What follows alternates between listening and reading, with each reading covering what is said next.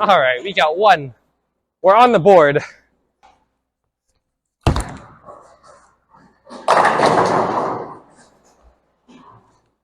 That right there is another reason why you should not throw a straight ball. Hey guys, welcome back to the channel. D2 over here. I have a very exciting video that I've always wanted to show you guys. So in today's video, we're going to talk about a very common topic, especially between people who know nothing about bowling and people who are recreational bowlers. Why do we throw a curveball? Do we throw it just to look nice? Do we throw it because it gets more people to watch? There's a lot of science and a lot of physics behind it, but my goal today is not to get into all the physics, not to get into all the science, but I want to make this as easy to understand as possible because that's a gap that I'm trying to fill in our sport. So with that being said, let's get right into it. All right, so I don't know if the camera can actually catch me right now, but so here we are up close and personal to the pins, okay? So long story short, if you throw a straight ball and you hit the pocket. Now what is the pocket? The pocket is basically the space between the head pin and the first pin to the right of it, okay? So that's the pocket. If you throw a straight ball right in that pocket, okay, because the ball is going straight, right? When it hits the right side of the head pin, the ball is gonna bounce to the right side. But the thing is that that's an issue because if your ball deflects off to the right, you're leaving the higher chance of pins in the middle behind the head pin to stay standing. So if you throw a curveball and you throw the curveball into the pocket, what that does is it allows the ball to bounce off the pin, but instead of bouncing off to the right into the gutter, it's bouncing into the heart of the pins, as in it's driving into the middle section of the pin deck. And that creates a higher chance of you to strike, right? And also, there's an oil pattern on the lane, and if you play the pattern, which means if you throw a curveball, you're giving yourself miss room in a sense where you're giving yourself an area to play with such that if you miss right or you miss left, you can still strike. But the thing is that if you throw a straight ball, you have to be dead on the whole time for you to strike. And that is significantly harder. And I don't know about you, but I want to make things as easy as possible when I bowl. So with that being said, let's go ahead and bowl a game. And let's see where that takes us. And I'll also throw a couple of curveballs so you guys can get a point of reference of what I'm talking about. So because I'm very weak, I'm going to throw a 9-pound house ball. Also, when you throw a straight ball, not going to lie, you actually get some pretty cool pin action, and hopefully you guys will see some of that here. That right there, that is exactly why you don't throw a straight ball. You see how that ball was dead center and it just deflected right off. That right there is evidence enough. The first shot. Okay. I don't know if I can make this, but let's try.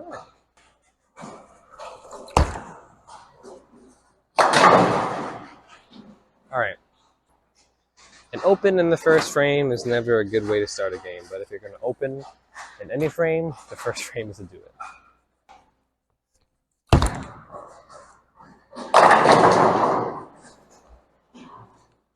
That right there is another reason why you should not throw a straight ball.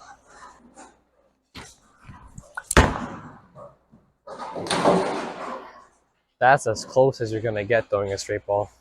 Gotta wipe it down, right?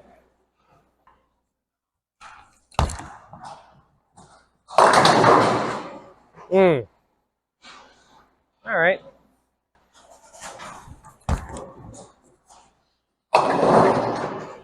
Grazed it. There you go. Don't throw a straight ball. But you guys see what I mean though, right? Like the ball just deflects right off because you're throwing it so straight.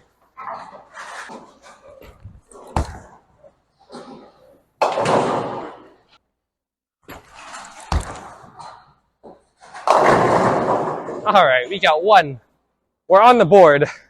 So 2 opens, spare, open, and strike. 43 in the 4th frame.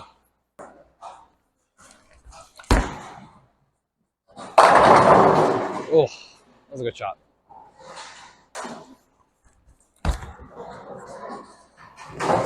Ah, it would have been really good if I made that, but after the first 2 frames, I don't think score is what we're aiming for anymore. What? How do you leave that?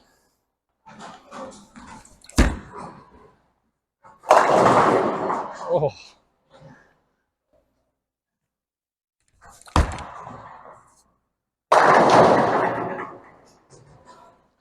Ew. Not quite. I'm not even confident I can make this. But I'm professional, so I should be able to, right? There we go. Can we get 1 cool strike at least? Maybe? Ooh, okay. All right. 10th frame. Oh my Jesus. Ah. But can I spare this throwing a straight ball? Maybe? Alright. Let's go ahead and start throwing some reactive. I've actually never thrown a shot on this lane before, and I'm going to go with the Fate. So let's see how it goes. So standing at 30, aiming for right of 4th arrow around there.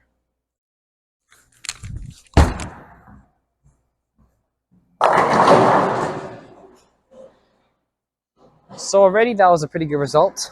Not much else to say really. I'll probably move a couple right. I don't want to bowl a whole game just because I don't think it's necessary. So yeah, let's just throw like a couple more shots. Let's move 1 right off that and see where it takes us.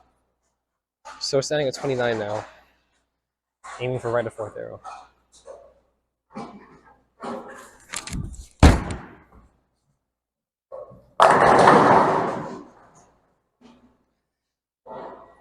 That was flat.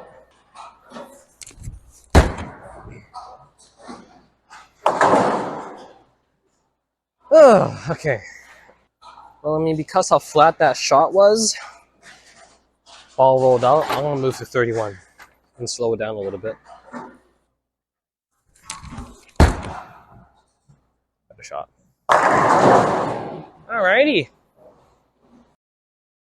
So I'm not going to throw any more hook shots because I think you guys see enough of that already, whether you're watching this channel, JR Pro Shop, or the house, or whatever it is.